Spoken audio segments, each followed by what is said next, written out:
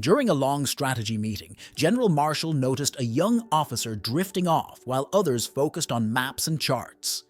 "Lieutenant," Marshall said sternly, causing the young officer to jolt upright in his chair. "What do you think is our best course of action here?" The officer, caught off guard, blinked rapidly and glanced at the map, trying to grasp the discussion. He then spotted something he thought was important. Sir," he stammered, pointing at a random mark on the map. "I believe we should attack, right here, at Lake Sparkling Waters." Marshall raised an eyebrow, and after a long pause he said, "Lieutenant, that's the name of my summer cabin." The entire room erupted in laughter, and the young lieutenant blushed furiously. Marshall, still chuckling, "Good plan, Lieutenant. I'll make sure the lake's trout are well guarded too," he said. During a tense Pentagon meeting, as General LeMay presented a strategic plan, the projector suddenly went blank. An awkward silence followed as a nervous technician rushed in, fumbling with the equipment. LeMay, with his usual stern expression, asked, "Son, can you get this thing working again?" The technician, sweating profusely, stammered, I think so, sir. Just give me a minute." LeMay, not one to waste time, replied in a deadpan tone, "Well, make it quick. If you can't get it going, we'll have to go back to using chalk and a blackboard. And trust me, my handwriting is as strategic as a bomb raid, effective but not pretty." The room burst into laughter, the tension eased by LeMay's humor. The smiling technician quickly got the projector working again, to everyone's relief. LeMay gave the young man a nod and said, "Good job, son. You just saved us from my artistic disaster." Admiral Chester W. Nimitz, known for his strategic mind, was meticulously scrutinizing naval charts in the tension-filled war room. A young lieutenant enthusiastically presented what he claimed were the latest charts. After examining them, Nimitz questioned, "Son, are you sure these are updated? They look exactly like the ones from last week." Realizing his mistake, the lieutenant, turning slightly pale, was flustered. Nimitz, maintaining a straight face, then joked, "Does this mean we've been circling the same island for a week now, thinking it was 3 different ones?" The room, initially tense, burst into laughter. Nimitz added with a chuckle, "Let's make sure our ships aren't just sailing in circles, gentlemen. If we keep this up, we might accidentally discover Atlantis instead of the enemy." One day, General George Marshall was in his office, surrounded by maps and documents, preparing for an important meeting. His young aide, Private Johnson, entered with a sealed envelope, saluting awkwardly. "Sir, I've got an urgent message for you," Johnson announced. General Marshall raised an eyebrow and took the envelope. "Let's see it, Private," he replied, opening it to find a piece of paper with barely legible handwriting. He squinted, trying to make sense of the contents. "What in the world?" Marshall mumbled, bewildered by the message. Private Johnson leaned in with curiosity. "Sir, is everything all right?" he asked. Marshall held up the paper and said, "Johnson, this looks like a grocery list. Apples, bread, and... is that extra socks?" Realization dawned on Johnson, and he grinned. "Oh, that must be from Mrs. Marshall, sir.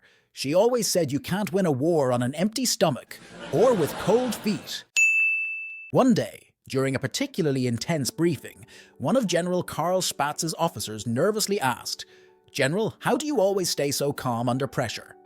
Spatz smiled and replied, "Well, it's simple. I just follow the 3 rules of aviation." The officer, intrigued, asked, "What are those, sir?" Spatz leaned in and said, "Rule number 1, keep the number of takeoffs equal to the number of landings. Rule number 2, the only time you have too much fuel is when you're on fire. And rule number 3, if everything seems to be going well, you've obviously overlooked something." The room burst into laughter, and then another officer chimed in, "Sir, does that mean if everything is going terribly, we're right on track?" Without missing a beat, Spatz grinned and replied, "No, Lieutenant, it means it's time to call for reinforcements." During an important strategic meeting, General MacArthur was enthusiastically presenting his plan for a major offensive. He drew a complex diagram on the board with many arrows indicating attack directions. Suddenly, a young officer stood up and asked, "General, are these arrows pointing us to the mess hall? We're in need of some lunch to fuel our fight." The entire room burst into laughter at the unexpected and humorous question. General MacArthur, with a slight smile, replied, "Gentlemen, if lunch could win the war, I would have drawn a few sandwiches on the board." One day, General Patton discussed a crucial plan with his officers. The enemy was strong, and the challenges were many. Patton paced the room, commanding attention. "We need to be ready for anything. The enemy won't know what hit him," he declared.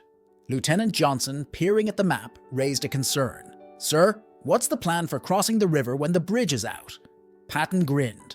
"Johnson, a little water won't stop me. We'll build a bridge out of sheer willpower if we have to." Major Davis, always ready with a quip, laughed. "Sir, I'm not sure the men have enough willpower to float." Patton waved dismissively. "Nonsense, Davis. If a bridge can't hold them, their courage will." Still skeptical, Lieutenant Johnson asked, "What about the enemy artillery?" With a smirk, Patton replied, "Artillery? Ha! Those guys couldn't hit a bull in the butt with a bass fiddle. Now let's charge that river like the Germans owe us money." In World War II, General Dwight D. Eisenhower, tasked with planning a crucial campaign, gathered senior officers for a meeting. The atmosphere was charged with tension, as the success of the campaign was pivotal to the war's outcome. While addressing a complex issue, a young officer inadvertently spilled his coffee on the map, leaving a large stain over the area under discussion. The room instantly fell into a stunned silence, everyone anxiously awaiting the reaction. Eisenhower stared at the map for a long while, then turned to the young officer with a stern expression. As everyone in the room held their breath, he finally broke into a smile and said, "Well, who would have thought that the key to breaking through the enemy's defenses was to spill coffee on the map? My friend, it seems we've found the hottest way to kick off our attack." During World War II, General Bob, an American commander known for his quick wit, was reviewing battle plans with his staff. As they gathered around a map, Bob pointed confidently to a spot saying, "Gentlemen, the key to our victory is to strike here, at this critical junction." His officers leaned in, squinting at the map. After a moment of silence, a young lieutenant, puzzled, spoke up. "Sir, that's not the battlefield. That's Paris, France." The room fell silent. Then General Bob glanced down, adjusted his glasses, and burst into laughter. "Well, that explains the fancy cafes and those painters along the river. I thought it was a new camo tactic." During World War II, Admiral Chester W. Nimitz found an enlisted sailor intensely typing at a typewriter, surrounded by mountains of paper. Curious, Nimitz approached and asked, "Son, what in the world are you working on with such dedication?" The sailor stood up, saluted, and replied, "Sir, I'm writing a new manual on naval strategy." Intrigued, Nimitz asked, "Oh really? And what groundbreaking strategy are you devising?" Puffing up his chest, the sailor proudly declared, "It's called the Submarine Screen Door Strategy, sir." Trying to stay serious, Nimitz played along. "How does this strategy work?" With a straight face, the sailor said, "It's easy, Admiral. We put screen doors on submarines. If enemies flood us, we close them, and the water goes right through." After a stunned pause, Admiral Nimitz regained his composure and replied, "Well, son, that's certainly one way to keep the fish out. Make sure to include a chapter on waterproof paper for when we take notes underwater." In a strategic meeting in Burma, General Joseph Stilwell was presenting the battle plan to his subordinates. He said, "We will attack from the north and cut off the Japanese supply lines. Then we will encircle and eliminate the enemy forces here." One of the young officers, known for his sense of humor, stood up and asked, "General, what should we do if we encounter the Japanese in the middle of the jungle?" Stilwell, with a serious face but a twinkle of humor in his eye, replied, "If we meet the Japanese in the jungle, just tell them we're on a picnic and invite them to join us. Who knows, they might agree and we could make friends." Everyone in the room burst into laughter, and General Stilwell continued, "But don't forget to bring a Japanese menu, because they might only agree if we serve sushi."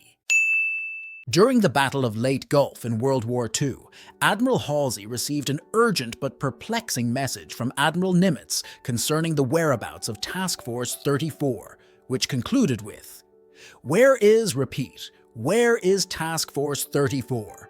The world wonders." Surprised, Halsey turned to his communications officer and exclaimed, "The world wonders, huh? That Nimitz has got some nerve." The officer quipped back, "Maybe it's Admiral Nimitz's strategy to confuse the enemy, sir. If we don't know where we are, the Japanese certainly can't find out." Laughing at the absurdity, Halsey drafted a cheeky reply. "Currently stationed in the Sea of Confusion, surrounded by the Isles of Miscommunication. Recommend sending a search party led by common sense. No wonder the world wonders." Upon receiving the message, Nimitz chuckled and remarked, "Well, it seems our secret code is so good. Even we can't understand it.